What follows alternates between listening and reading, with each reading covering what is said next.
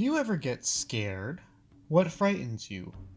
Are you aware of who you are? Does potentially not knowing this scare you? What are your true form, reason, and truth? This chillingly nebulous series of questions is a convenient opening into this year's Halloween special, a little retrospective on the series Mononoke. No, not Princess Mononoke, just Mononoke, a pseudo-anthology series featuring 5 gruesome and at times genuinely disturbing short stories focusing on a mysterious apothecary medicine seller and his various quests to exorcise evil from this world.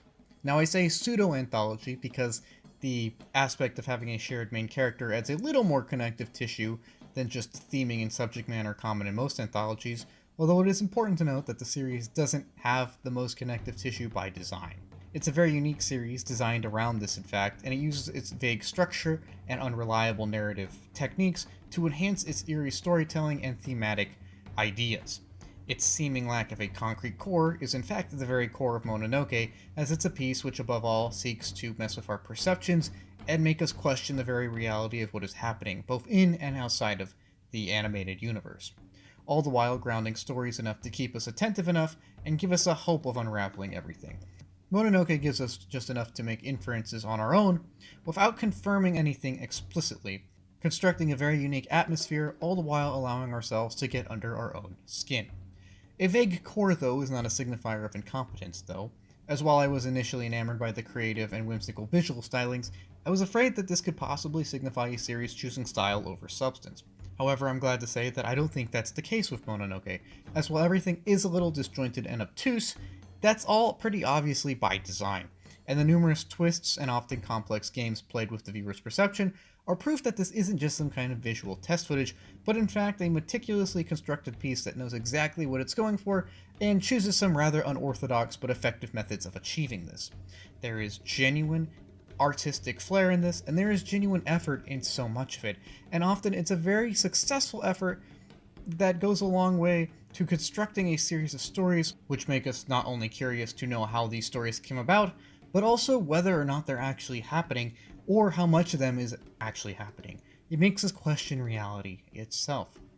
A story that is bizarre enough and blatant enough to frighten, and yet plausible enough to terrify.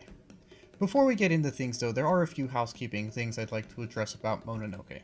First off, I am aware that this is a spin-off of the series Ayakashi Samurai Horror Stories, which was actually what I initially was looking up when I was looking for a Halloween special.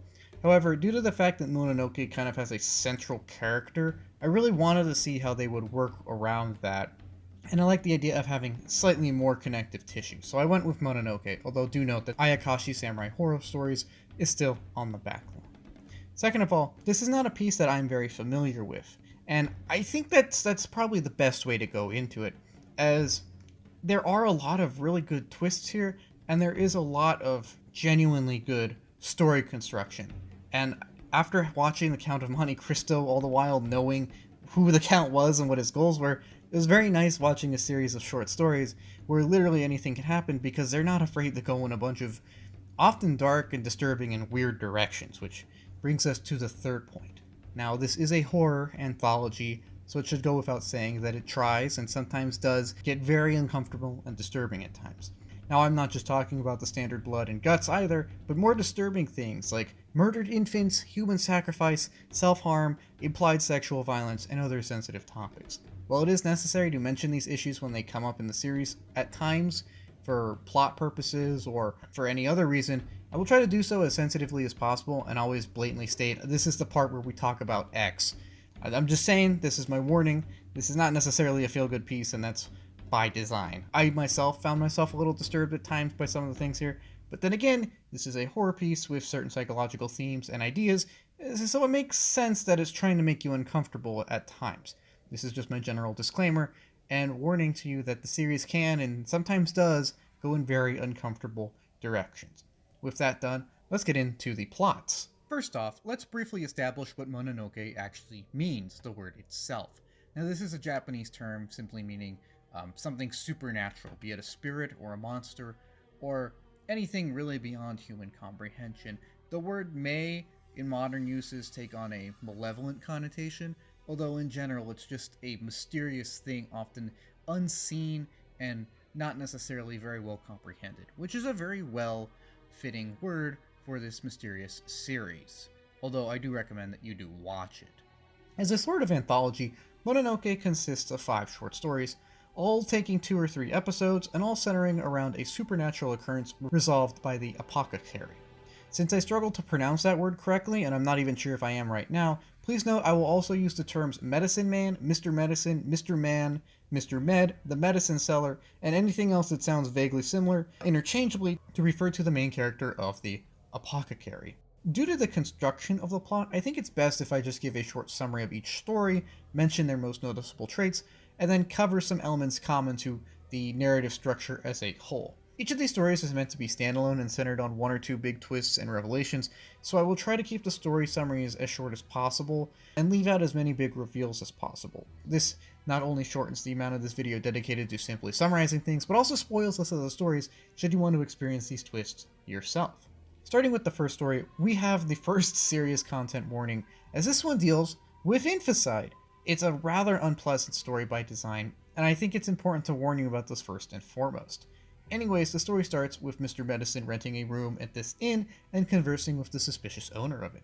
When they converse, a young pregnant woman stumbles in and begs for lodging, claiming that her life is at risk as an assassin pursues her. At first, the proprietor refuses, but eventually concedes that the woman can sleep in the top room, a room usually off limits to visitors. This elicits the interest of Mr. Medicine, who starts to snoop around, all the while the assassin makes his way upstairs and almost kills the young woman. As he's about to do so, the ghost of an unborn baby protects the woman by turning this man into a pretzel. This awakens the spirits of the dead confined in the walls, more on that later, and they soon kind of trap everyone in this weird pocket dimension. At first this seems literal, although as we see more stories we understand that this may or may not just be some kind of in-your-head elaborate hallucination. They never specify, and it could be either. However, they trap the young woman, the proprietor, her servant, and the apothecary in this room. While the young woman experiences flashbacks of what occurred here, the medicine man explains how he does his job, and deduces enough to unleash the demon-killing sword, this little thing here. Before all that can happen, though, we cut back to the young woman, and through her we see the horrible secrets of this inn. Long ago it was a brothel, and the proprietor was the madam, who in her own words would, and I'm quoting here, forcefully dispose of possible impediments to the job. That is to say, she would kill any infants, born or unborn, that resulted from the work of the brothel, often against the will of everyone else involved. She then entombed them in the walls of this room and designed it to look like a child's room in order to appease their spirits. Taking pity on the deceased, the young woman offers to help the dead by, quote, allowing them to all be born into this world through her. Although they accept this, they soon realize that it's too late for them, but this kind gesture does help them find some kind of peace in the compassion of a stranger. Oh yeah, and this is what happens to the inn proprietor and her servant. We then cut to credits, and in a little post-credit scene, we see the pregnant woman wondering if she'll be a good mother, seemingly very happy to still be with child. Now this story is a weird one, and I really question off why they wanted to start off so hard. This is arguably the grimmest of the stories here, and the one which disturbed me the most, as if I'm being honest, it's just a really dark series of events and topics to explore, and you don't think it'll go there, and then it does. Now I think this is somewhat intentional, as I think this is Mononoke putting all its cards on the table and letting you know that its intention is indeed to make us squirm. But I think it might have been a little too effective at this, as I was definitely squirming, and I could see this opening being a possible turnoff to some potential viewers. Then again, it could be argued that this is a horror piece, it's not supposed to be pleasant, so arguably it should be as uncomfortable as possible. And the visuals and narrative style make it quite obvious that this is something that they're going for, even if it is in a very artistic manner, not necessarily optimized for mass consumption. I don't know. If I'm being honest, I didn't really like this story, but that's because it made me so uncomfortable. But then again, that's probably the point. So I guess it's pretty good if we look at it in that metric. Like, it's definitely successful in making your skin crawl, or at least mine. So I guess it did a great job when you think about it. To give credit when credit is due, though, it's not all shock value. As while the subject matter and some of the flashback scenes are indeed very disturbing and visceral, not all of the imagery is literal. In fact, a very good job is done making metaphorical images that are very obvious stand-ins for certain things. For example, the use of red bolts of cloth to represent the umbilical cord is a creative and disturbing visual metaphor that chilled my bones in many scenes. For example, when we see this red cloth connecting the woman and the unborn baby, it's literally just two people standing on a bolt of cloth, but we understand that that cloth signifies a connection between mother and child that was ended before its time, and this just elicits a lot of really disturbing imagery, or feelings, at least in my case. And a lot of creativity is shown with this kind of imagery. As while all these metaphors are still pretty obvious, the fact that they're not just literal kind of makes them more disturbing, because the vagaries of such creative displays really get under your skin, and they also offer a convenient way to get around censors. I mean, I still question what this would be rated today, if they would even air this on TV without cutting out certain scenes. Probably, but regardless of that, I think that this is a very creative display of a lot of the imagery and the visual techniques of the series. How they play around with something that isn't just a bolt of cloth, or isn't just what it seems to be. This is a lot more polished and metaphorically impactful than simply animating actual blood and guts. This trend of disturbing imagery, taking on surreal colors, to construct some kind of abstractly whimsical hellscape, is in fact a hallmark of Mononoke, and one that, like many others, starts here. And that in and of itself is actually a strength of the series. To give the story more credit, it also establishes the trend of, at the very least, kind of happy endings when we think about it, I guess. I mean, the young woman does seem safe now, her baby seems pretty healthy, the proprietor was punished, and the dead found peace. So, I guess all's well that ends well? A lot of stories kind of end like that here, and I don't know. I still think this story crossed a few lines of good taste, but then again, it's a horror piece and probably supposed to be something of a shock piece, so I guess it's successful when we think about it. So, Story 2. Story 2 takes place on a boat, and sees the medicine man help an eclectic cast free themselves from the Dragon's Triangle, a stretch of sea haunted by supernatural beings. The first episode establishes the supporting cast and the fact that someone aboard has sabotaged the ship's compass in order to get it here. The second one establishes who actually did this, and why they did this. They did this so that they could put the spirit of their dead sister to rest, as they think that that dead sister's spirit is the reason the Dragon's Triangle is so haunted. The third episode shows how the cast actually finds the sacrificial boat that the sister was sealed in. She was a human sacrifice to the sea gods, but reveals that this is not actually the true source of the hauntings. It turns out that years ago, the character in question was supposed to be the sacrifice, and was secretly relieved when his sister volunteered to take his place. His resentment of himself for this, and the fact that he allowed her to sacrifice herself at all, is actually what has been empowering the spirits of the area. As such, Mr. Medicine cuts these feelings off from that character's heart, setting him and the rest of the cast free from the Dragon's Triangle and exorcising all of the negative energy associated with decades of resentment. After the disturbing roller coaster that was Story 1, Story 2 feels like a nice change of pace. It's one episode longer and it has a bigger cast, so it feels like it really comes into its own. While the stakes are still high and the objective of settling the spirits is essentially the same, the supporting cast and the fact that there's no dead babies in this one greatly lighten the experience. In fact, I think the story has the best supporting cast, with one exception, and the incorporation of a wider cast not only makes the story feel more grounded and interesting, but also more accessible. All these characters are quirky in their own little way, but they're not superhumans. And while no one here has an arc or any actual character development, a lot of these characters are still fun, and their interactions even hint at the dry humor buried deeply, deeply, deeply into the most random crevices of Mononoke. I especially liked the ascetic guy who claims that he knows everything spiritual, but then kind of just accepts when Mr. Medicine is just so far above him in terms of knowledge and actual execution. He's goofy and pompous, but never to the point of actual arrogance or obstruction. I mean, he even admits that the Apothecary is his superior by the end, so I guess he does have a little arc, and even though he seems like he's the annoying type, he's actually not. He's a fun little guy. The young lady, too, also has some fun lines, and her interactions with the ascetic and the medicine seller add a surprisingly fun amount of little human touches throughout the story. On the topic of interactions, I especially like the interactions they have with this fish creature, as not only does the hallucinations it spawns give the visual team opportunities to cook up some colorful nightmare fuel, but it also allows us a glimmer into just how perceptions are tampered with in this series. For example, when we first see the hallucinations, it's as if they're actually happening. We see what that character is seeing, and we are intimately disturbed by these things. And then we see that from an outsider point of view. We see what everyone else is seeing, that this guy is just tripping out over something in his head. Now we know that this guy's hallucinating about some kind of cake, but we don't really see anything other than him freak out. And I really like this because somehow the show admitting that at some point everything is just in a character's head makes everything feel more real to me. Mononoke doesn't try to fit every single bizarre image into the "that definitely happened" box, which means that A, we can dismiss some of the more illogical things as not necessarily literal, and B, the fact that we have to make that judgment call automatically makes our perception more questionable. If we have to decide whether or not something actually happened, that adds an element of uncertainty to everything. And that element of uncertainty is a key aspect to a lot of the storytelling processes in Mononoke that makes them feel so unique. It makes it feel like the show appreciates our intelligence because it kind of lets us pick and choose what we choose to believe actually happened, and then implying that maybe it did, maybe it didn't, depending on the scenario.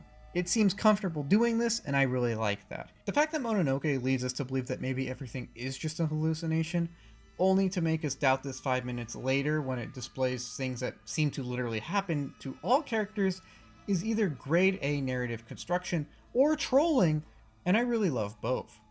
Something that I can't appreciate about this tale, though, is its weird incestuous theming or framing. Now, I'm not going to spoil what character's sister died, but I will say that a man's hidden resentment for allowing his sister to die is a fine core to a story. It makes sense in universe that this negative energy would build over years and attract and empower negative spirits. So why in the name of everything did they take this solid core and go out of their way to state that this character and his sister were attracted to one another? I don't know, maybe this is a translation error. I'm really hoping it is. But the series seems to go out of its way to state and imply that the reason the sister got into the sacrificial boat in the first place was to escape her fantasies of her brother and to prevent her from ever being with another man. Something that the brother seems to reciprocate.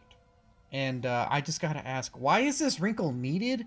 Like, all you had to say was that the sister sacrificed herself for her brother, and a family member making a sacrifice for another, well, that's not weird at all. Adding an element of sexual tension to this, and then openly commenting on it, is weird though, and it's even weirder that no one addresses this. So it would be one thing if the character said that he and his sister were attracted to another, and then some members of the cast, at least one of them, goes, "What is wrong with you?"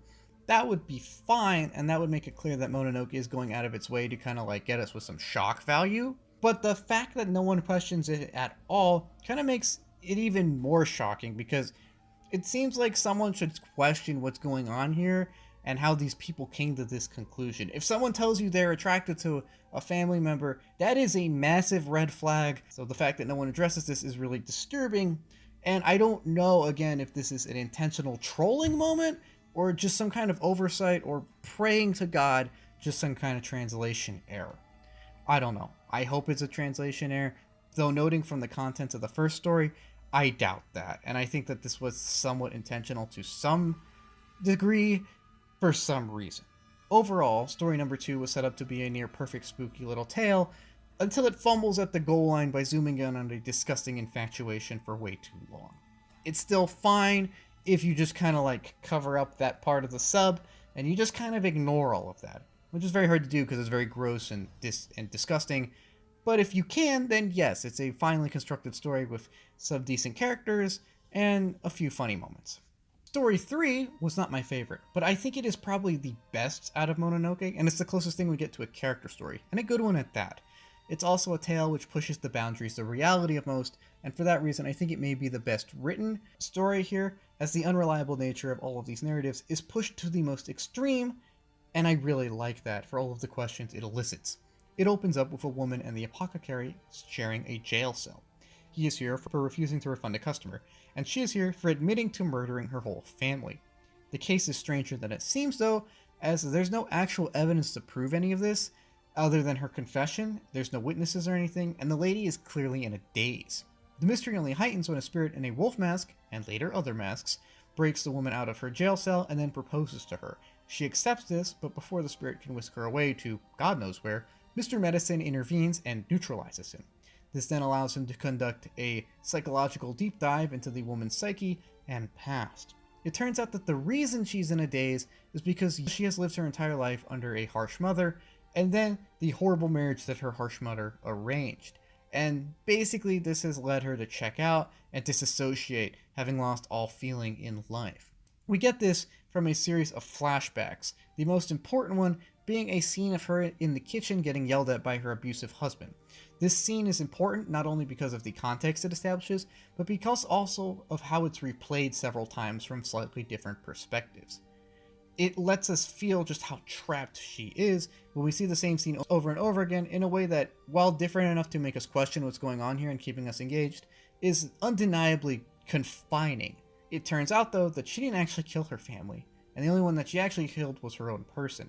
She had grown so miserable that she just decided to end everything, and that she's a ghost now.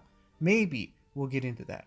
All of these revelations make her finally realize that she can't place others before herself so completely, and she does get some kind of catharsis knowing that it doesn't have to be this way. The story that ends when we cut back to the repeating scene of the kitchen, but this time the woman is no longer here, having run away to a better life, while the medicine man reclines nearby, smoking the same pipe that the spirit that rescued her from jail had earlier. This story, while not my favorite, is by far the best written and impactful. It's an actual character deconstruction, and the fact that they got us so invested in this lady who's only in about 40 minutes of a short story anthology is proof that it's a good story. I love all of the angles here, and Mononoke's unreliable narrative structure makes every twist feel plausible, even if contrary to another one. The lady has lost herself, and the fact that the show shakes off our own grasp of reality enhances this, as now we are also lost in multiple ways. Not only is she disassociated from her life, but the unreliable story construction forces us to disassociate from the show to some extent. While we don't feel lost for the same reasons as her, we still feel lost, confused, and frightened because we don't necessarily know what's going on in this strange environment we all of a sudden find ourselves in. The animation is forcing the character's experience onto us in a sort of way, not only causing us to empathize with the character, but also to some extent feel as disconnected as she does from reality. It's a very visceral and uniquely impersonal way to convert such personal pain, but it works really well here, as we can't really tell what's happening, and this facilitates our empathizing with her. The woman herself, though, is a very tragic character, and while only taking up a couple episodes of Mononoke, has by far the most developed character of any. Through her, we see the dangers of putting yourself last, and that simply putting up with things is not always the ideal strategy if something gets too demanding or heavy. The damaging apathy that arises from this is really what drives the story home, as its associated disassociation is what leads to all of these events, and the woman either thinking or actually going through with ending everything. We really see how trapped she is, and this is all reinforced, of course, by the similar kitchen scenes that repeat a few times throughout the airing of the story. It's a very subconscious way of letting us see how monotonous and ultimately unpleasant her life has become to her. Unpleasant to the point of essentially just handing herself the death penalty. This, of course, is prevented by the possible first example of Medicine Man warping time. Now, I don't think he actually does this, but they really want to play with the idea of an unreliable narrator here and a fluid timeline, potentially, as it's literally impossible that everything in the story actually happened without either the woman being a ghost at some point or, again, having called upon some kind of time travel. Think about it. It's impossible for the woman to have died and yet to also run free in the living world, as it seems to be implied by the end of the story. And I think there are three main interpretations to rectify this.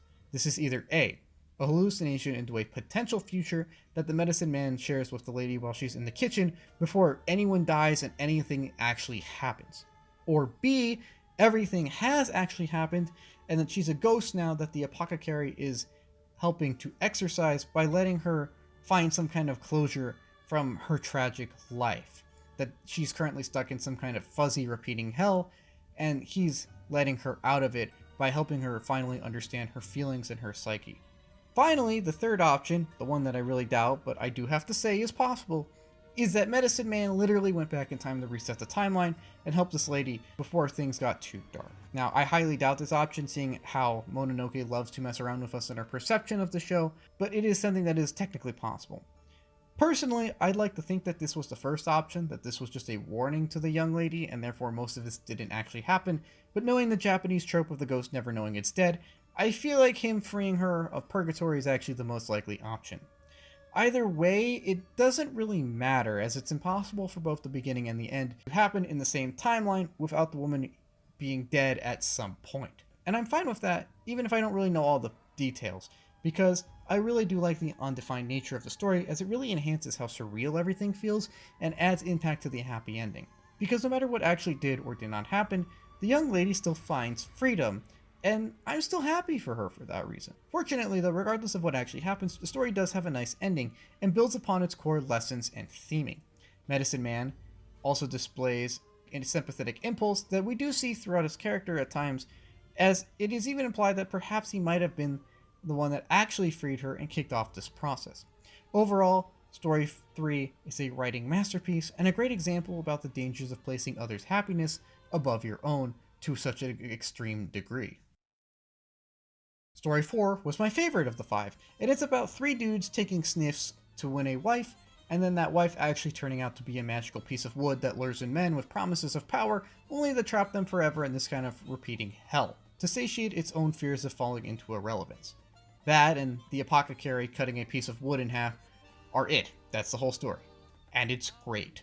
This one just felt really solid to me. It lacks the character deconstruction or perception warping of Story 3, but it just felt the most solid overall. Like, if I had to recommend a single story from this collection for your own viewing for like an hour or something, I would recommend number 4 80% of the time. I really like the gimmick of the Incense Game being a core element of the series, and I learned a lot about a thing I didn't know people actually did and still do. They even incorporate the Incense Game and incense itself into the coloring of this episode, as the whole thing is kind of set in a grayscale, and the only time we see the bright colors that are normally in the series are when a character takes a whiff of incense to lighten the mood and live it up for a few seconds, as everything here is noticeably gray before the big reveal. And I just love how they use the color to really express scent, something which you obviously cannot easily express in a animated or visual medium.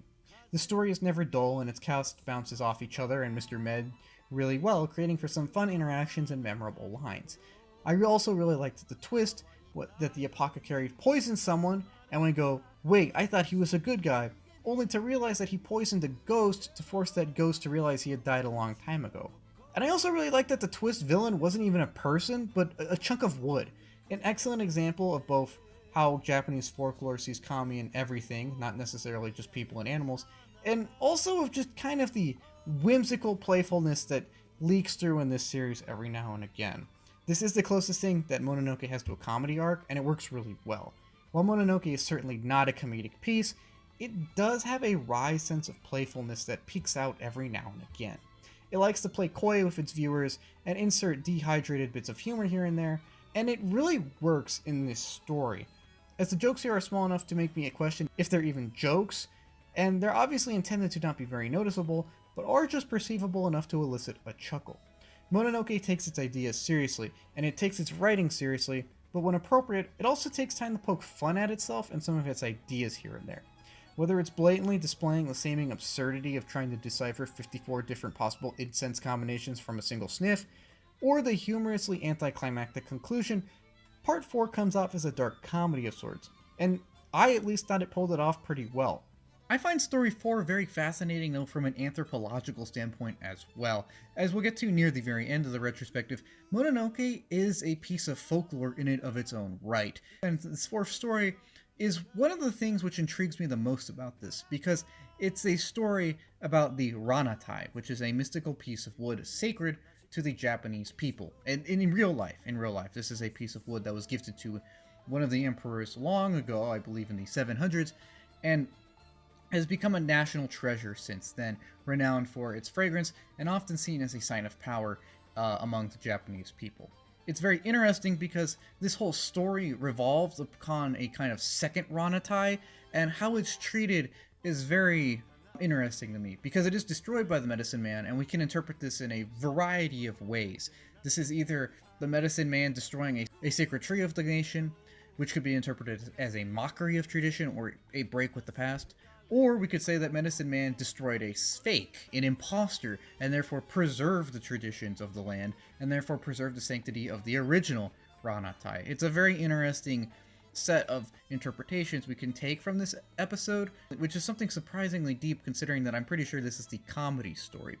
I lean towards the idea that this was just a fake all along, and it's kind of a moral tale about the dangers of buying into the hype of an imposter, or something like that.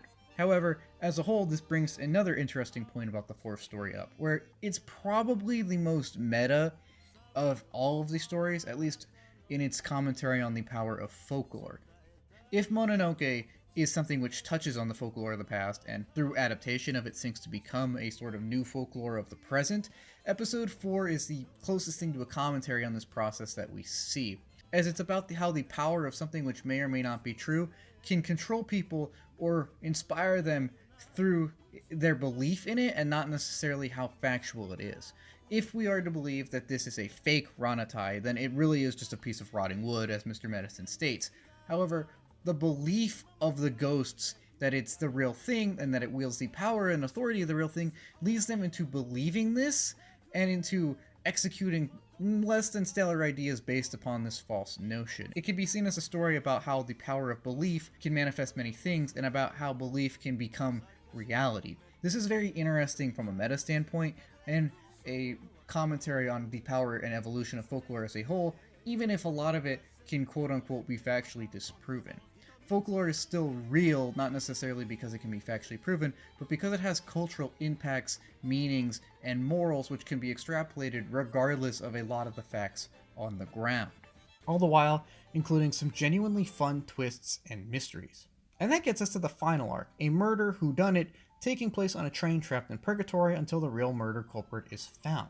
Basically, everyone that's trapped in this car is involved or tangentially related to the murder of a young newspaper reporter, and they're not allowed to leave until enough confessions come out to realize who actually did it. When the real culprit is finally figured out, Medicine Man exercises a vengeful spirit, and we cut to the future, when we see all those that were only tangentially involved atone for their sins by living good lives and paying respects to the deceased. We then end on one last shot of the Medicine Man, who announces directly to us, the viewer, that he will be around as long as that there is evil to exorcise. He then triumphantly proclaims to all of us that we tell him our own form, reason, and truth before we fade out and the series concludes. Now, Story 5 is a solid conclusion to the anthology. I still think that 3 and 4 are more impressive and or fun for their own reasons, but there are still some very good twists here, and I appreciate how it goes out of its way to kill off the obviously guilty mayor about 12 minutes in, so that we're left with actual pondering to do. In a way, the final installation kind of combines the strengths of what preceded it. It has the same depersonalized crowds and basic thematic elements established in the first story. It has an extensive cast with many unique interactions like the second story.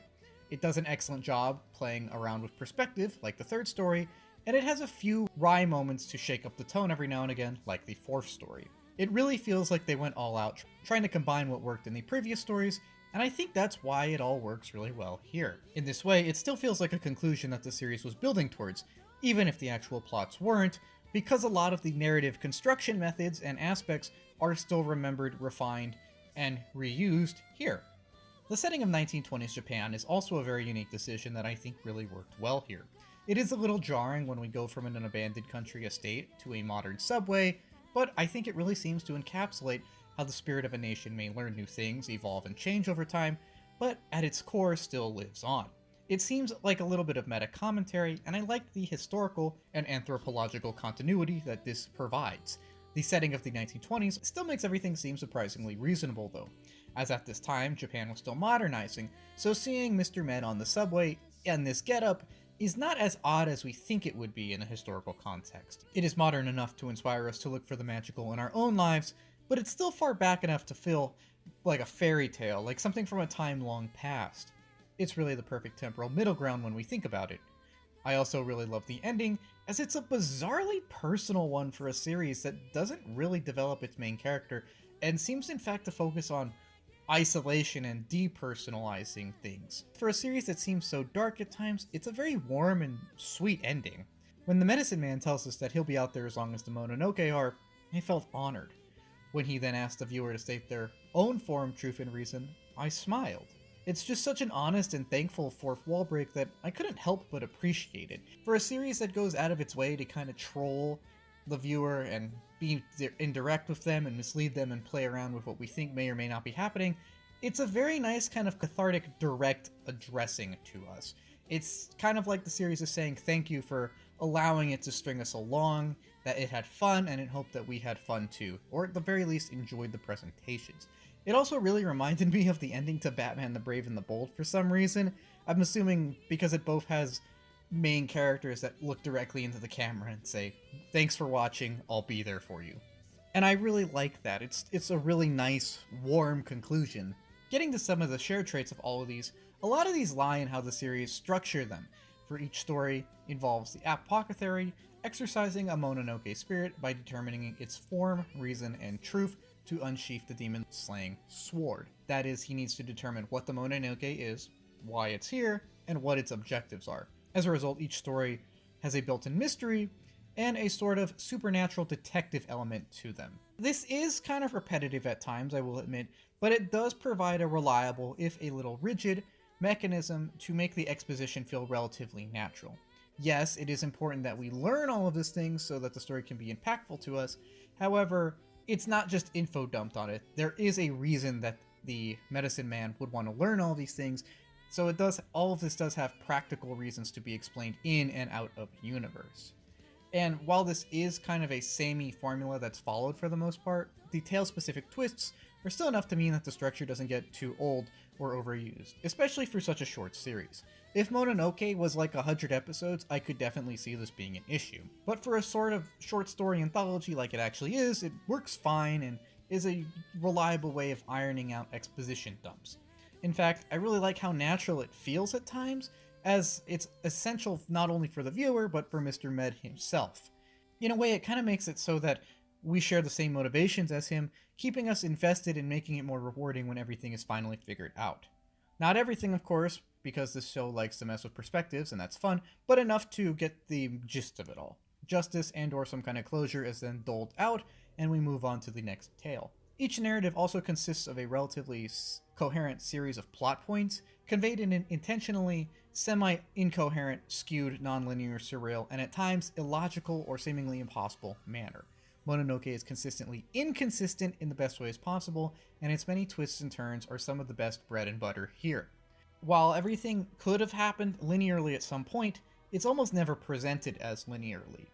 There's always at least some kind of flashback introduced, and as the series evolves, the twists and timeline manipulation get more and more elaborate. This is supported by the execution of the Japanese trope that ghosts often don't know they're dead, as well as other spooky ideas connecting to perception and questioning reality that really hammer home the point that the timeline is not linear all the time, or at least not presented in a linear manner. And I really like this because this is another way of getting us invested. It creates mystery in a way that's not completely artificial, but is definitely engaging and intriguing. The series also does a good job giving enough away and revealing enough to know most of what happened, but nowhere near enough to kind of water down the mystery and or supernatural elements here. Another final aspect of the series that kind of runs throughout the course of it is its surprisingly subtle, dry bits of humor that hide away in the most random places. I have called this show whimsical in its presentation, and I think this fits into that aspect of it. Now, this is a series that is about dark stories, about grim realities, and about unfortunate series of events. However, every now and again, we will get intentional or unintentional bits of dry humor that may or may not elicit a chuckle here or there. And I really like this because it shows that while Mononoke is committed to telling its tales in an impactful and interesting manner, the piece itself is not pompous or arrogant in its own right. The art style and nonlinear timelines may make it seem pretentious, but bits of humor here and there, whether it's in obvious dialogue cutoffs or in simple editing quirks, lets us know that at its core, this is still a humble piece. It's not intending to be pretentious, it's just intending to do things in its own weird way. Dry humor every now and again reinforces that, and it's a statement of humility coming from such a girishly colored work, structured in such an intentionally incoherent at times way. Getting to those garish colors, the color is one of the key animation cores of Mononoke. While the stories, of course, are the narrative core of Mononoke, I would not consider them to be the main point of the series, as this is a series that seems to be built more on the experience aspect of things, like the mystery, or the twists, or simply reveling in the visuals on screen. As such, while the narrative cores serve to convey all these things, I don't consider them to be the core point of the series, as the main focus seems to instead be on atmosphere, air, and experience. This is an odd thing here. In fact, it's probably a distinguishing trait of the series. Now, I do have a tendency to classify stories as either character stories or plot stories, with the occasional theme or big picture story here and there, and Mononoke defies all of these, perhaps being what I would consider the first atmosphere story I've ever seen here. That is a story whose core point is to make us feel as though we're taking part in the story itself, and its animation and structuring greatly enhances this, as they themselves do a lot to heighten our interests in everything on screen. While a great many series benefit from wonderful settings and tonal craft, this may be the first time I've seen that as the main focal point of a series.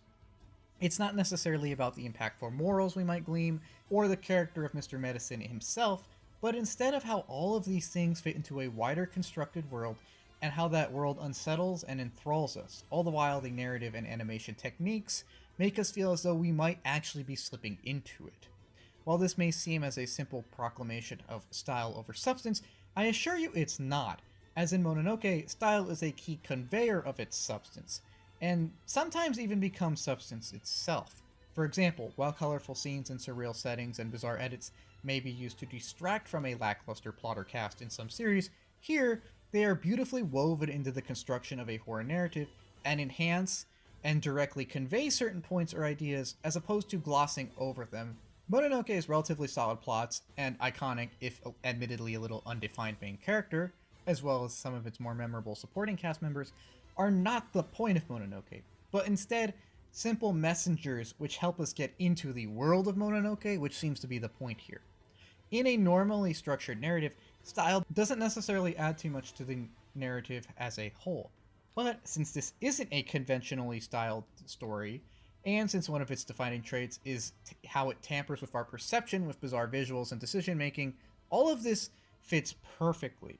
It's a great example of how conveying a story fits directly into that story itself and its main objectives. It's like how the people who made the big O didn't have time to make an ending, so the point of the series is that life doesn't really have endings. And I love this marriage of the practical side of production with the narrative side of the production. It's as though everything is coming together in multiple ways possible.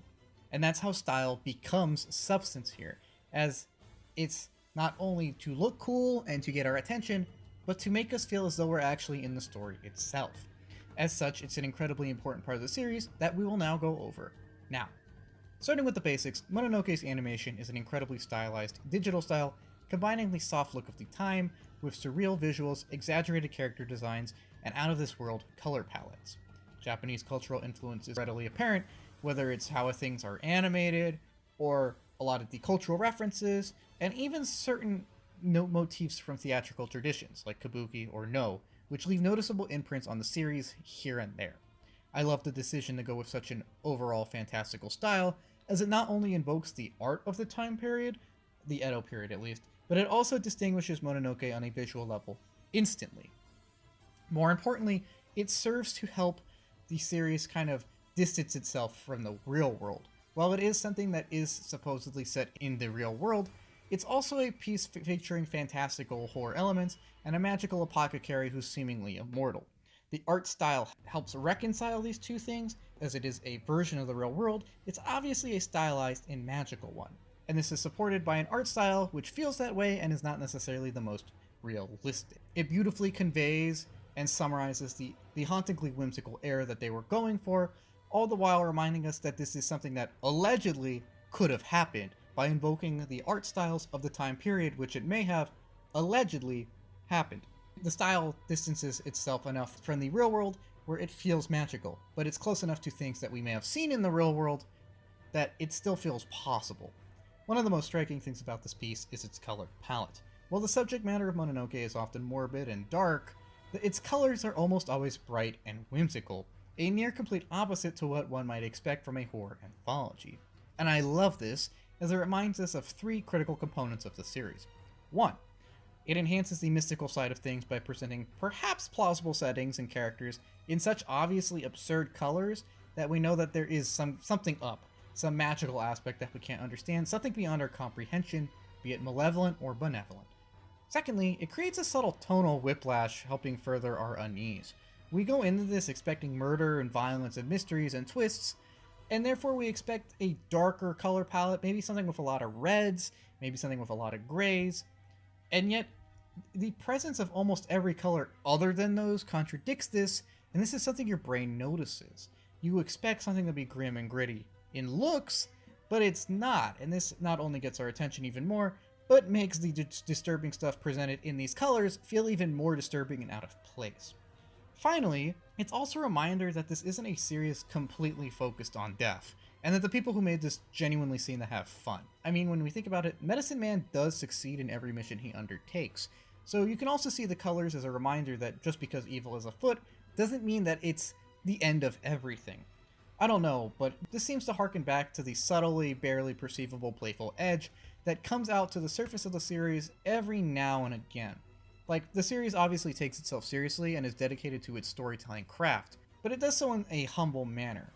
That is to say, it likes employing unorthodox techniques, but it doesn't necessarily put anyone else down, and it doesn't think that it's the best thing ever. I love all the color work with the series though, as not only does it serve these 3 points, but it's also just really nice to look at.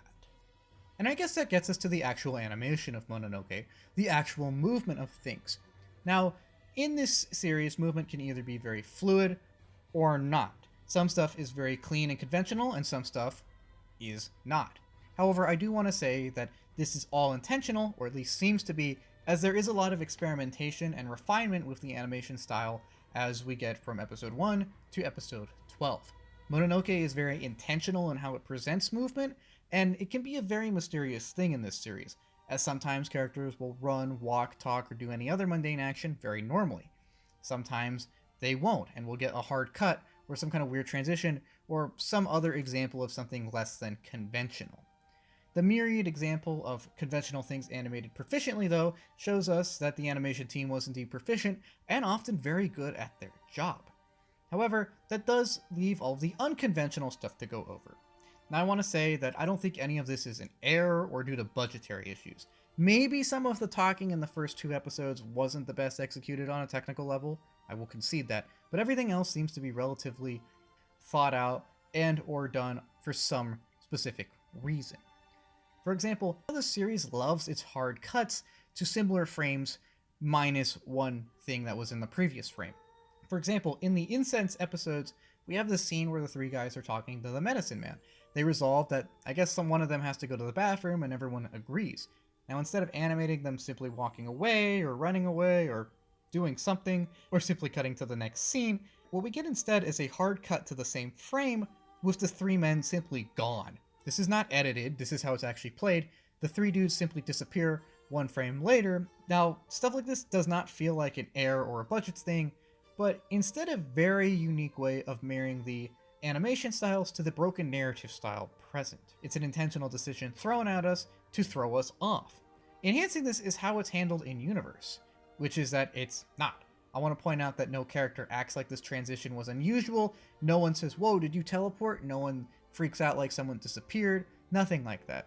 So this is not a in-universe supernatural event we're seeing, but instead the animation team just messing with us in our perception. We see this hard cut and go, what? What just happened? Are they ghosts? What's going on? And then no one acknowledges it, which makes us have to question, oh, did that really happen, or are we just getting trolled by the animators? Stuff like this is a very weird but memorable way of trolling the audience. Just hard cut to the same frame with less characters to see if they're paying attention. And it's another great example of how the animation and execution decisions here directly complement the content of the plots and their objectives of getting into our head and making us question what's really going on, becoming coherent examples of how style can become content in its own right. The animation and colors then lay the groundwork for the setting and design work of the series, when the visuals truly start to become the content of their own. Every setting is meticulously designed and bizarre, yet invokes similar eerie feelings of isolation, vague danger, and or apprehension. Some are imposingly large, making us feel so small. Others are rather claustrophobic, making us feel trapped. And yet, as stylized and unique as every setting is, they always feel rather consistent within themselves. Mononoke walks a very fine line of experimental and coherent perfectly, making sure that areas are alien and bizarre enough to be unsettling, but still unified in their presentation enough to maintain their own coherent identities. They feel like real places we might actually get trapped in should we be the victim of some bizarre supernatural occurrence, and their isolated and ethereal nature help flaunt the magical elements that are so prevalent throughout the series. Everything is constructed in a way to make it feel like it could maybe have taken place in some corner of the real world, but everything is colored and constructed in such a way that it would make us think that it's a very bizarre and isolated and eerie corner of the real world. Helping all of this is how they're presented with the cameras. Mononoke will often construct the setting and then present it from different angles at different times for perhaps at times not even any real reason. An excellent example of this is the ship story. Now, we could have had simple flat shots where people talk to each other and say, that's the thing, we gotta exorcise it, we gotta cure the evil, etc., etc. However, the series takes its time to shoehorn as many weird and off-angle shots as possible, if not of characters, then of the rooms and settings in general. This is good as it not only throws us off more because we're seeing the same thing from a different angle, but it makes everything just feel like it was more thought out. It's a lot easier to animate a room or anything from one perspective as opposed to animating the same thing from multiple perspectives. It shows a real attention to detail here, and I really appreciate that. In addition to that, it also makes these things feel more realistic. It's one thing to look at a painting of a building and appreciate what it is, all the while acknowledging that this is a single perspective of it. It's another thing to look at a model of the same building and really get to see and learn all of its unique quirks and odds and ends. The cinematography of Mononoke is very good for a series which on one hand might not really seem to really need any. There's a lot of good shots of characters from odd angles, partially concealed, or with no characters at all. For example, when we see the baby story, there's a lot of shots of this empty hallway, which make us feel as though something should be there, but it's not, which is an allusion to the spirits of the dead babies, who they should be here, but they're not. The cinematography is a key aspect to how Mononoke conveys its points and ideas, a key technical aspect of it. Character designs are also another important category to touch on, as people here often have very exaggerated features and colorful attire, contrasting what seems to be their relatively mundane personalities and the relatively grim world that they're seemingly set in. Some character designs are more exaggerated than others, and some may even seem realistic, but they're all very unique and blended into their respective worlds seamlessly. Their designs and how they walk the line between realistic and absurd again ties back to Mononoke's walking of the line between fantastical and realistic. These are people and we recognize them as such, however, they don't really seem to be the most realistic, which helps our suspension of disbelief as we realize that this is a magical interpretation of the real world and may or may not be the one that we actually live in. The character designs, however, as a whole feel pretty good, and even if they're not necessarily the best to look at, by design of course, and they all fit into this world, except when they don't. As another example of substantive trolling similar to the hard cuts mentioned earlier, is Mononoke's tendency to just not put a face on background characters. Take this shot for example. I am 99% sure that this is just supposed to be some random NPC, like a person to fill up the frame, an extra we'll say, and that in any other piece this would simply be a stock or generic person or face. Here though, in Mononoke, they go out of their way to make sure that NPCs don't even get faces, as instead they're often given unique masks or drawn as mannequins or otherwise portrayed as not human. I point this out because this is not a thing that's in universe, as we see the characters speak to these mannequins and address them as characters now and again, and when addressed, they are shown to be normal people. So we know that this is not an in-universe thing. What it is, though, is another example of Mononoke messing with our perceptions to just reel us in more and really get us invested in questioning our perception of things. None of this is due to some kind of supernatural occurrence or issue, but instead out of Mononoke's desire to enhance shot compositions and details. One can still feel very isolated in a crowd, And shots like this support this in a very literal sense and drive home the point that the visuals of this series are some of its best conveyors of its points. By feeding this visual to the audience, we also feed to them the idea that these people that are animated differently are the main characters and that we need to focus on them. We can also tell that they're isolated or feel isolated because of how much they stick out in this crowd. It helps us hone in on the story as a whole, all the while adding some unsettling visuals into the mix. Material perception isn't all that Mononoke tampers with, though, as its most intriguing skill is how the visuals tamper with the viewer perceptions of time and reality itself. It's one thing to construct a bizarre setting and then have a relatively linear narrative in it. It's another thing to have some weird character designs who all act relatively mundane. It's another thing to maintain a coherent narrative, all the while forsaking a linear timeline featuring characters that don't even know if they're alive half the time. Time is extremely fluid in Mononoke, and often characters find themselves trapped in a past event, usually metaphysically, or experiencing some other kind of outside of time phenomena. I think most of these examples take place in their minds, as we even see the show directly display this to us on occasion. However, this isn't always the case, it seems, and a wrinkle of inconsistency really reels us in. It doesn't seem as though the past is malleable, but it does seem like the present is. Oftentimes, stories will just kind of start here, in the middle, i.e. we know something is up, but we don't know the past, i.e. why it's this way, or how it's going to resolve in the future. In fact, a big part of every plot is dedicated to figuring out the past event, so the exorcism can occur. The first two series fiddle with flashbacks, but things don't truly pick up until the third story, when it seems that the medicine man could reset certain events himself by exorcising certain spirits.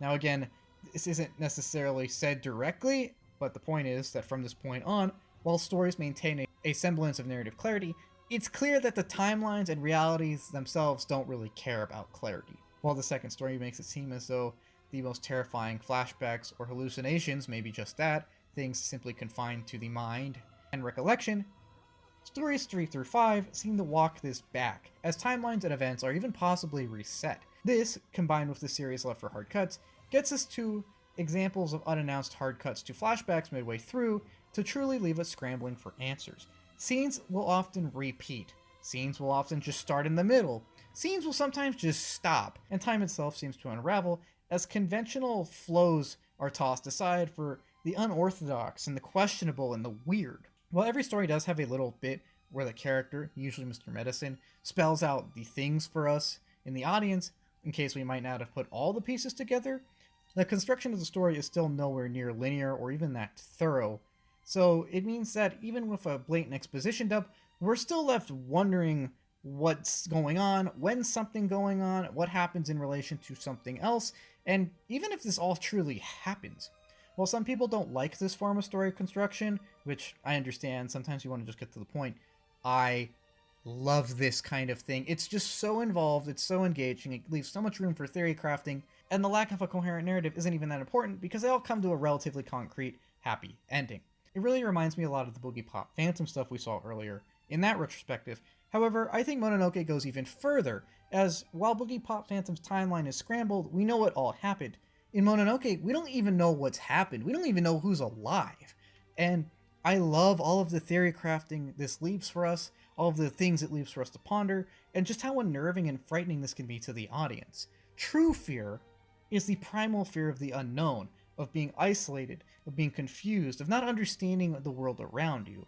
And what better way to elicit this feeling than messing with our very perception of the reality on screen itself. It's brilliant, and it's exactly how the styling of the series ties directly into its core objectives and into its core substance. It's a great example of how structuring stylings and animation stylings become substance in and of themselves, proving that while Mononoke is a very stylistic piece, it is also a very substantive piece, and I love all of the artistry and craftsmanship that goes into this kind of thing.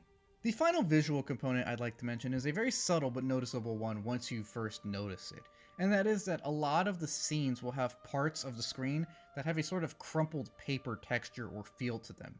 Sometimes it looks like we're just watching an old scroll that can somehow project moving pictures, and I love this design as again it marries the series to its past traditions and just gives it a very unique look.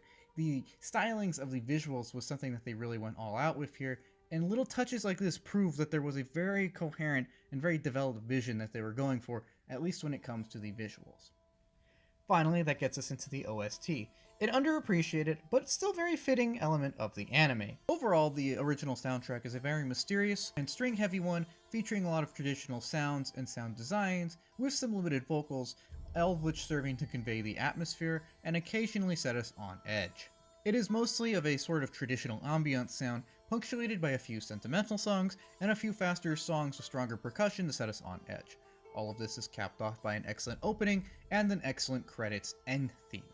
Like the characters of Mononoke, the songs in and of themselves are not necessarily supposed to be the center of anything that they're part of. They're a critical layer to every scene that they're part of, and even if they may not seem the most standout, are still essential to every scene they're part of.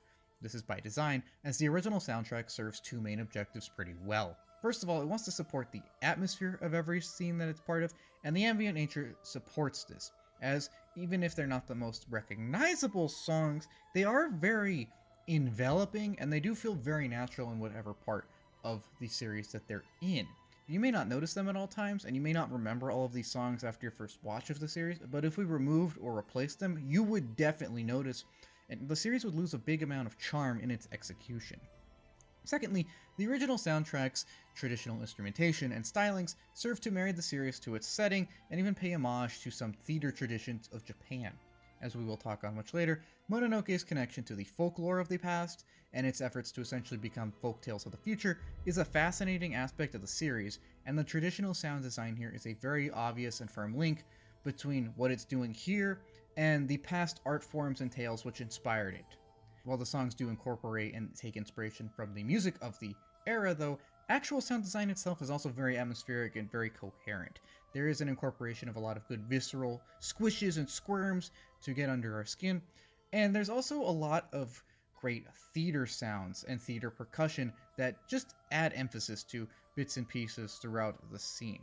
For example, we hear a lot of theater drums and sounds that are not necessarily part of the OST, but are used to punctuate whatever may actually be happening on screen. Sounds include, but are not limited to, Suzumi, Kotsuzumi, Taiko, and Uchiwa Daiko drums, the Hiyoshigi wood sticks, and other traditional Japanese theater percussion. Now, I may have butchered the pronunciation, and you may not recognize any of these words even if I did pronounce them correctly, but if you look these things up, and you look up their sound, you will probably instantly recognize the sounds that they make.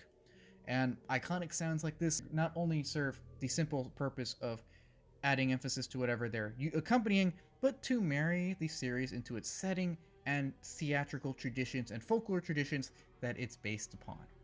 One final small note about the OST that I liked was that I did notice that they used the opening song as background music in a scene in the fifth story where it's like playing on a record player. I really love this kind of fourth wall breaking moment.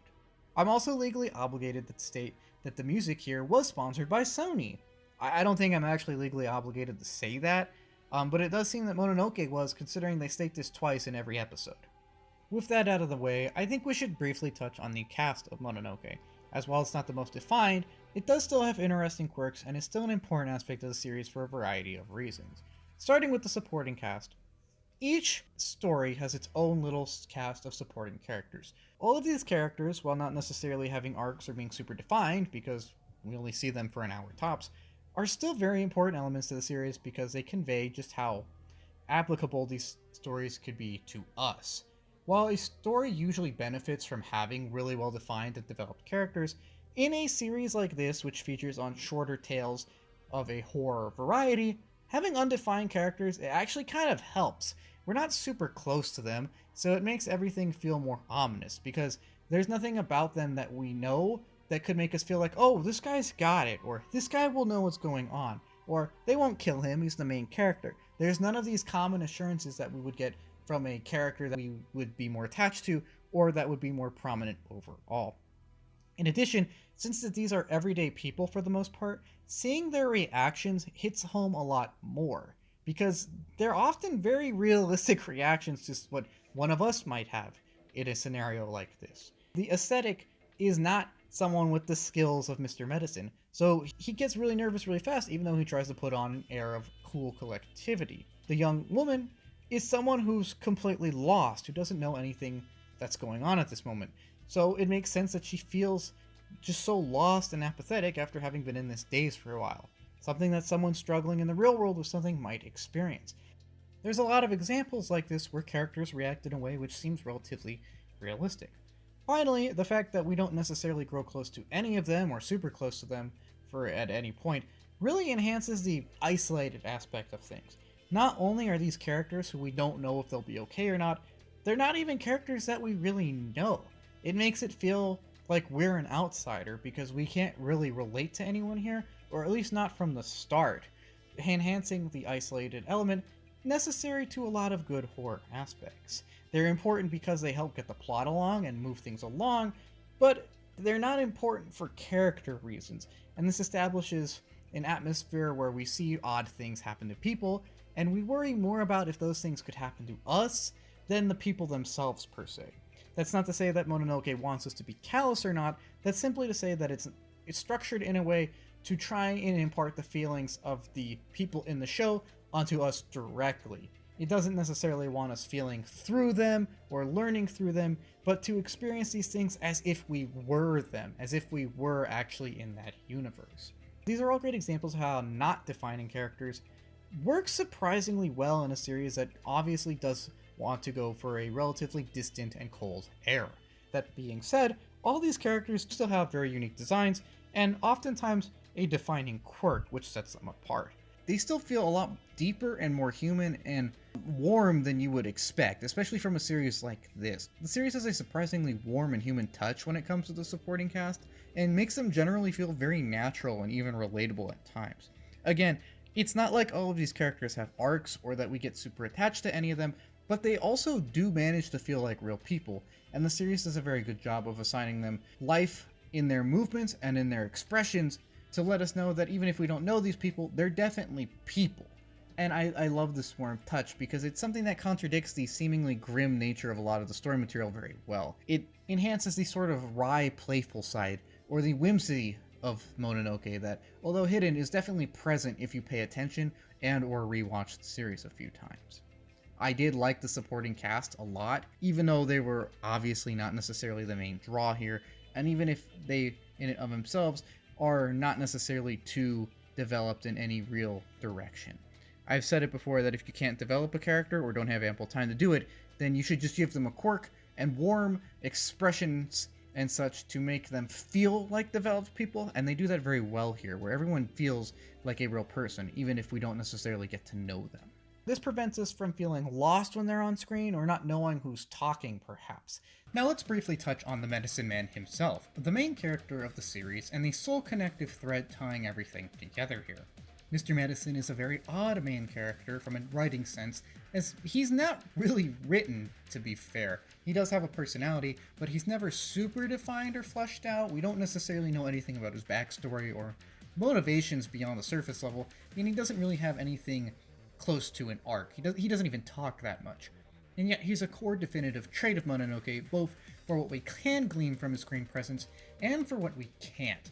He is the main conveyor of a plot that is intentionally distant and mysterious. As such, it makes sense that he himself is also distant and mysterious in this context. Therefore, in this role of plot conveyance, it makes sense that he kind of lacks an arc in this context.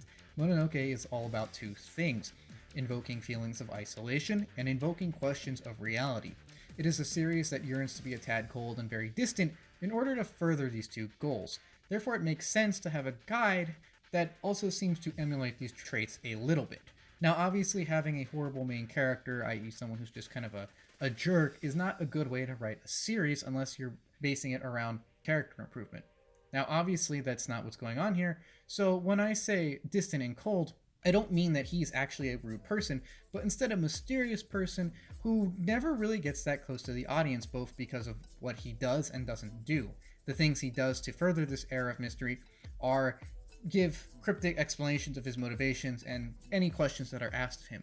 What he doesn't do applies to such things as stating who he really is, what his motivations are, and really anything beyond the most basic of methods he employs.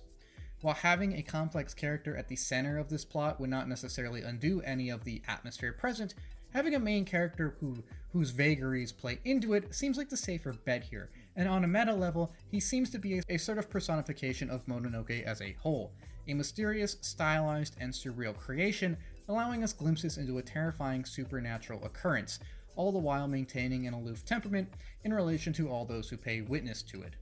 Yes, we never get to know the Medicine Man, not even his real name. No, he doesn't really display any kind of arc, even if he does let his personality through every now and again. And all of this is kind of the point.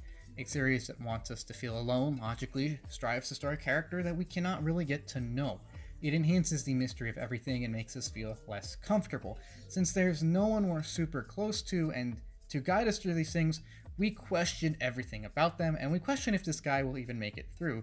Again, we don't see a training arc, or we don't even really know what this guy is capable of, so knowing that Mononoke does what it does, it seems logical to think that maybe he could die at some point. It ensures we still feel alone to some extent, even if we do see this guy every episode.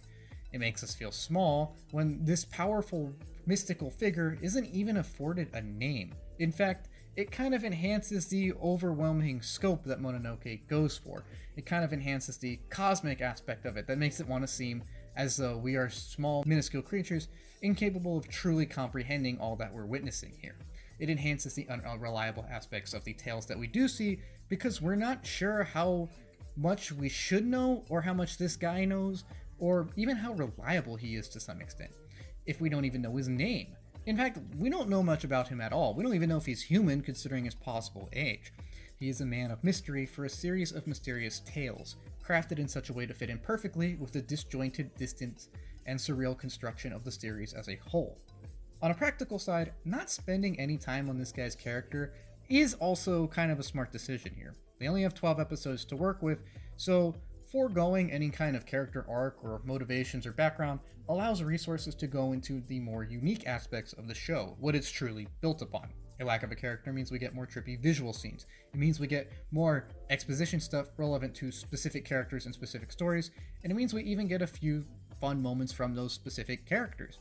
I understand that a great character can be made in 12 episodes, but considering that this is an anthology of sorts, and considering that Mononoke is more based upon its twists and atmosphere and kind of just trolling its audience, I respect that the focus went to these core aspects as opposed to a character meant simply to convey them. Yes, it means that one could argue that this is one of the least developed main characters we've seen on this channel, but then again, that's kind of the point because it plays into the mystery of everything and it allows Mononoke to shine where it truly wants to. That's not to say that Mr. Medicine is boring or has no personality, though. While the Apothecary lacks anything even approaching an arc, he still has a lot of fun moments, a lot of good vibes, and he does have some kind of at least surface level presence to him. He seems like someone that's completed his learning long ago and is now simply executing what he's learned in the field. It's like we skipped his training arc and cut right to watching him as a professional. And yes, when I watch Ayakashi Samurai Horror Tales, I will see if he's characterized the same, but we'll see how that goes. That being said, often it's still very fun to just watch this guy do his job. It's still fun watching an expert be an expert at times. And he still does have a lot of, at least surface level personality. He never panics, in fact he's borderline smug, and yet this never comes off as annoying or irksome because his skill always backs this up and he does have an empathetic layer to him. I mean, he does take pity on some of those that he encounters, and he's always aligned with good, even if he does get a little snarky about how he executes that goal every now and again. He does have a good heart, and he does fight for what's right, even if we don't know why, or even all the time how he does it. He's a good person that we simply don't get to see. A good Samaritan, if you will, someone who does the right thing, but isn't necessarily super close to us. Sometimes, though, it's just cool seeing the expert do his job, and the medicine seller is an excellent example. Not only does he carry it out very proficiently, but he also does so in a way that's just stylish, for lack of a better term. This, plus his confident personality, lend a bright air to his character, and something we would not necessarily expect for a supernatural series focusing on horror stories. I do like how confident he is, and I do like how comfortable he is in his skin and in his profession, because it lightens the mood enough to let us know that this is not all doom and gloom, that evil can be dealt with, and that while this is a horror story that covers some very dark topics, it doesn't mean that everything is just over and that we should just give up or anything. He does have a light or bright-ish aspect to his character that I really like, because even though he's always facing danger, he's always got a smile in spite of this. I mean, I remember in the first story where everyone's trapped in the magical room and it looks like everyone's going to be killed, and he just goes, "This is going to be fun," and it's really endearing to see someone just look danger straight into the eye like this and say, "I got this." Me not knowing his name doesn't detract from this. It doesn't detract from his skills or the Chad energy he gives off when he calmly exercises a spirit. Not knowing his name doesn't detract from the genuine benevolence he seems to exercise for time and the fact that he is aligned with righteous forces. It doesn't detract from his wisdom or his knowledge, and it doesn't detract from the surreal nature of the show or the stories as a whole. He forms a nice little layer into the mysterious cloth that is Mononoke, and in this case, he is a layer which helps convey all of the other layers very well. What I'm saying is that since Mononoke is laser focused on trying to get us to feel certain things and ways via bizarre editing, visuals, and writing, it doesn't necessarily matter how developed the medicine man himself is, because his development or character is neither the point or even that important in the grand scheme of things here. I do think they handled his character very well because they made it a relatively fun character for the series that helps us get through everything and does a very good job piquing our interest about things, but his character as a whole is not the point here. What's important is that this character serves as a sort of an excellent unreliable narrator to both facilitate exposition, keep the plot moving, and keep us interested in what's going on. And this man does all those things excellently with ample personal flair. In spite of Mononoke's focus on its visuals and experiences, though, that does not mean that there's no depth to this piece, as on a thematic and especially cultural level, there is still a rich sampling of things to look at. While I will talk on the cultural notes in a bit, I first wanted to note the key theme of Mononoke, which is the undeniable nature of the truth. No matter who the medicine man works for, with, or against, each story prominently focuses on him unearthing a truth whose concealment causes the issues in the first place. In fact, this is a key part of the logistical structure, as to even come close to unsheathing the demon-slaying blade, you must first literally determine the Mononoke's own personal truth. It pushes to prominence the undeniable nature of this truth in a very literal way. This is Mononoke expressing that we need to have honest conversations with ourselves and those around us, lest we be haunted by nagging insecurities of the past. In the case of Mononoke, quite literally. How we choose to process past events is up to us. Some ways are better than others, though, but regardless of what methods we employ, we cannot simply change the past. It's something that we have to deal with in some way. How we live our lives now, what actions we take now, and how we lived our lives in the past, and what actions we took in the past, will affect all of these things in the future. Everything has consequences, hearkening to this idea of karma, which is also mentioned throughout the series. As we see, often good begets good, and bad begets bad. And Medicine Man serves as a kind of balancer, trying to balance out the bad with the good, or at the very least help those that have been wronged find peace. It is a show that at its core not only talks about the undeniable nature of the truth, but how that can hopefully at least help some people find closure. I don't really know what else to say about these two themes though, as they're pretty strong and pretty blatant throughout it. It's ironic that for a series all about deception, it has pretty clear themes that are pretty applicable and understandable right off the bat. And they also provide a strong thematic throughline to everything here. Even if they are very simple in theory, they are very strong and prominent in execution. I don't really have that much more to say about them though, and it's not because there's nothing here, but because these themes are pretty consistent and easy to express. I don't want to waste my time repeating myself, so let's get into the cultural notes.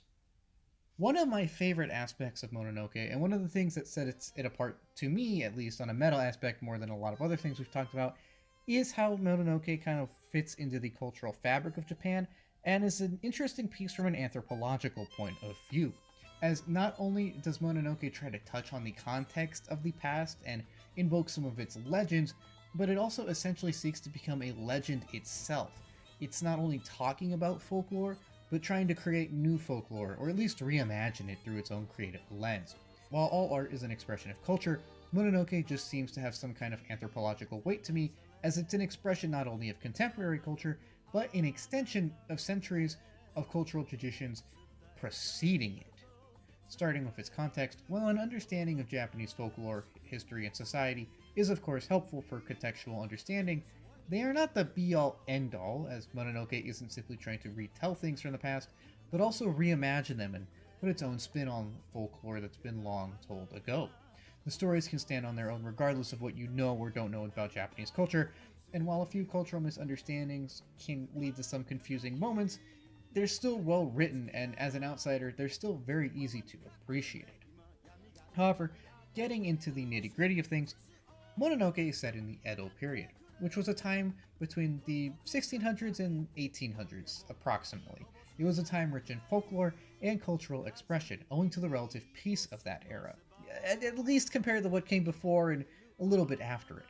As such, we see that there's a lot of traditions that first blossomed in the Edo area as people had a lot more leisure time, and we see some of these traditions here in many forms, whether it's having an episode about the incense games played by the nobles of the past, or even the art style of the piece itself. It's lovely seeing a modern piece bring a past era to life in styles inspired by that era, even if it is a very obviously stylized and not necessarily realistic take on both that time and perhaps even style. It goes without saying that this is an anime heavily inspired by both Japanese folklore and history, paying homage to them and going out of its way to invoke certain emotions, feelings, and looks of the past to try and really get us into that era. Not only does this help us believe everything that we're seeing on screen, but it also speaks to Mononoke's existence as a sort of piece of folklore itself. And that doesn't necessarily mean that the series is buried in the past, though, as one of its most interesting aspects is how it, while it takes inspiration from past sources and tales, it does not necessarily adapt them note for note. In fact, I was surprised to see just how much here was creative reinterpretation or reapplication of folklore and myth. Whether it's reusing the imagery of the Utsurobuni in a new context, or setting the legend of the Bakaneko in a modern context, Mononoke seems to not only want to nod at the folklore of the past, but also try and expand it in its own ways. I love how it invokes the same creative energies that fueled the lore of the past, even today, when you could cynically look at this kind of stuff and say that, oh, we can disprove a lot of these things with science. But while we are a lot more scientifically advanced now than we were back then, it still speaks to the culture of whoever wrote these things. And folklore is something which is rich in regional variants, temporal variants, adaptations, and evolutions. It's something that's undergoing constant change. So Mononoke's adaptations of folklore ideas are not simply creative retellings of past stories, but creative new entries in the traditions millennia old, and yet still alive. Mononoke serves as an example of how folklore continues to evolve even today. And that's beautiful that this series, animated with computers and electronics for televisions, is still carrying on traditions older than all of those things, older than many of the inventions which preceded those, older than the modern Japanese state itself, and the state that preceded that one. It's not only a collection of old tales, but an extension of the ideas and culture which birthed these tales and are still subtly woven into Japan's cultural fabric. It makes new what was old and shines a light onto the beauty and mystery and intrigue that made so many of these old legends and ideas so interesting in the first place. It's just beautiful how something so old is still so vibrant, and I think that's why Mononoke feels so special to me, at least from a historical or anthropological point of view, because it feels a lot older than it is when we look at it in this context. Yes, it was made in 2000 and something, and that's not that long ago, but if we trace its traditions and look what it's taking inspiration from, we can see that in a way it is that old, and that's purely fascinating and very, very beautiful to me, I think. And that kind of gets us to the conclusion of this retrospective. I was not expecting this to be as short as it was. Sorry for the lack of content here, but it is a good collection of somewhat spooky and disturbing tales at times. Some of the stuff might not be for everyone, and I will admit some of the stuff here wasn't for me, but it is a fascinating anthology of pieces which, while seemingly just style, are actually very substantive when we look at what the piece is trying to do, how it does it, and how these things tie into the cultural traditions of the land which created these things. It's not all style over substance. It's just that its substance comes out in weird ways, and through ways which it would usually not be conveyed in most series. In most series, a cool animation style or cool character designs are just that, surface level things meant to sell deeper things. But here, they're executed in a way that is so thematically appropriate with what the series is going for that a lot of the style becomes substance itself, and that's a beautiful thing, proving that you can tell an enchanting and interesting story without necessarily too much connective plot tissue or even a really main character. The fact that everything here is able to stand so well on its own, and we don't even know the main character's name, is a testament to just how interesting a lot of this stuff can be and how well executed it is. Again, it's genuinely disturbing at times, but it is also genuinely creative all of the time. If you want something with unique visuals and don't mind some disturbing things, I would recommend this piece. If you want something that's excellently written and has a lot of fun twists, I would definitely recommend this piece. If you want something with memorable characters, well, I would still recommend this piece, because even if Medicine Man doesn't have an arc, he still has a very mysterious and interesting presence to him, and of course a lot of the supporting cast are surprisingly interesting too, even if they're literally there for 40 minutes or less most of the time. Mononoke is an exception to many, many rules of standard writing. It doesn't really have characters, it doesn't even really have too much of a plot, and it doesn't necessarily seem like there's that much substance on the surface level. But there obviously is a lot of substance beneath all this, and it succeeds at what it seeks to do, which is to invoke experiences and feelings within our own person. In that way, it is very successful, and it's still very impactful, character development or not. It is a beautiful exception to things, and it is a beautiful sort of mystery that is willing to troll you a bit, but then willing to, at its conclusion, give you a gentle and genuine smile thanking you for your time. Finally, I'd like to say thank you for watching, and please stay tuned. We're going to be working on the Gungrave special after a few one-offs. Hopefully that'll be ready by Christmas. Thank you for tuning in, and for sharing, and for partaking in to this great, obscure anime memory.